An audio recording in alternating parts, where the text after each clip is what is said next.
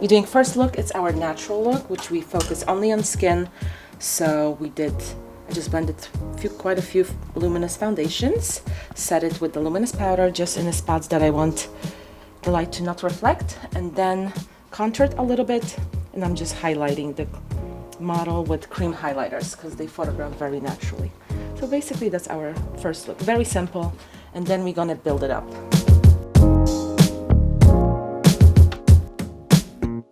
For the shots that we're gonna start off with here, I'm actually gonna be using the new Sony A7III, and I've got it paired up with the 85mm 1.8. You might be wondering maybe why I'm choosing this setup, and what I wanted to do is that I've been posting images with the A7R III with like, you know, G Master Series lenses, and I think what ends up happening with a lot of people is that they kind of write off the fact that, you know, the photo was just taken with great lighting and great makeup, and they say, oh, well, you use this really expensive camera, that's why the shots look great. So what I wanted to do was use the entry-level full-frame camera from Sony and use a moderately inexpensive lens in the 85 1.8 to take these shots.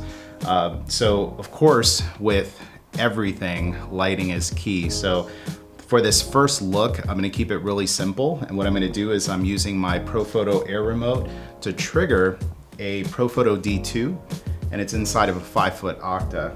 On the front side of this Octa, you're gonna notice that I put a grid. What I really wanna do is to concentrate the light to make sure that it's not basically bouncing around everywhere. And then for the background, we may change this up. Usually when I'm shooting in the studio, I don't know where I kind of want to go with the shots until I take that first shot. So I may change the background, I may not, but I've got, I believe this is Thunder Gray from Savage. And then I've got two V-flats here. And these black V-flats are really just to absorb the light. My goal is to try to get this background to just basically be at the same aperture all the way across so that it's not bright in one area, dark in the other. So that's kind of what's happening with the grid, controlling the light, these V-flats controlling a little bit of the spill. So that's the setup for the first look, and let's see how it turns out.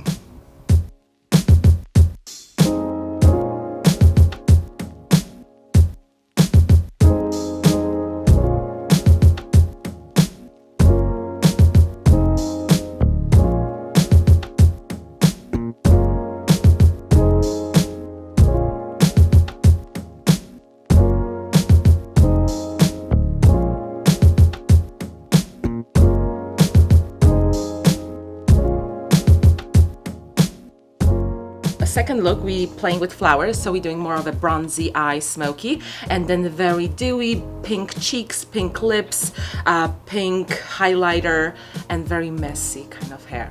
Just the way I like it. It's gonna look good. But for the blush and the lips, I'm using cream products, because cream products give you more of a dewy look and photograph much better than powders. All right, so for our second look here, we're gonna kind of change things up, use some props. Got some flowers that Karina brought with her, different colored flowers. I'm kind of digging the color of this to kind of match what she's wearing right now with the makeup and the background. So anyway, let's talk about this. Still have the D2 from ProPhoto inside of the 5-foot Octa with the grid. So we're still using the same light as we're using in that first setup. Typically when I'm shooting in the studio and I do multiple looks, this kind of sticks around for at least 2 different looks before I start changing to other modifiers. So we've got that. And this time I've added a fill light. So I have a ProPhoto D1 with a 3-foot Octa. This one doesn't have a grid. And basically this is just gonna be acting as a fill light for this shot. We have taken away that gray background and now we have a blue background. I believe this is, I'm gonna link it in the description for this video, but this is one of Savage's new backgrounds. They're one of the mid-sized backgrounds. And what I've done again is put these black V-flats on the side because those are gonna kind of create a little bit of depth and shadow on each side of her face. And with the colors that she's wearing, I'm kind of trying to go for one of these types of looks, right? With the flowers, or kind of like bring them in. So anyway, you'll see it. I always tell people as well in my workshops, but you see me kind of goofing off, like doing these types of things and all that. don't have a stick up your butt, right? You gotta be cool, you gotta have fun. Don't be afraid to like, you know, just be cool, because if you are able to kind of let yourself just be loose, everyone else that works with you, they'll be a little bit more calm and they'll be okay to try to do different things that maybe they may not feel so comfortable doing with somebody who's got a stick up their butt. So don't have a stick up your butt. Anyway, we're gonna go ahead. The lights are all set up, same camera, same lens. I tend to do that quite often. Once I have my camera and lens selected, I just keep it the same. So let's go and start shooting.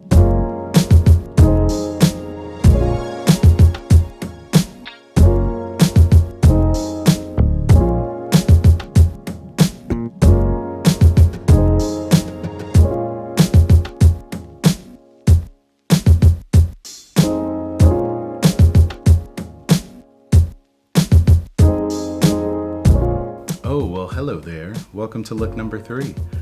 We've got a really simple setup. Basically opened up this white V-flat. I'm going to be using this as a white background. You can use seamless, but we're kind of shooting on limited time today. So basically taking the seamless paper out and changing it out, it just takes time. And so rather than do that, we open up this V-flat, so we have a white background. I have the black V-flat that I was using earlier to basically add some negative fill to this shot. I may keep this in or I may take it out. I like having these things set up and ready to go just in case. And if I choose not to use it, I could just pull it out. Lighting is gonna be really simple. We've got the, again, 5-foot octa with a D2. And if anything, I may bring in the reflector to add some fill, which I've been doing throughout the course of this shoot. One of the things that somebody had mentioned in a comment, and I figured I would address right now, you see there's an additional light back here. This is not actually affecting the exposure. This is just so that you guys could see what's happening in the video. So I have had people ask me, well, what about the other light that you have in your videos? It's literally just to light us so that you can see us. It's not registering at all. So with that being said, just the single light, 5-foot octa, big, beautiful, broad light. I've taken the grid off because I actually do want this light to kind of spread and bounce around and just light the scene as evenly as possible. So really easy. I've been using a mix of different lenses, by the way. So you may see in the second series of shots, some were taken with the 50mm 1.4 from Sony. Took a couple shots with a 100 2.8 STF lens, which is what I call Weapon X. It's one of my favorite lenses. So I may change up my lenses as well, just based on the look, based on the crop that we're trying to get. But anyway, rambling, let's start shooting.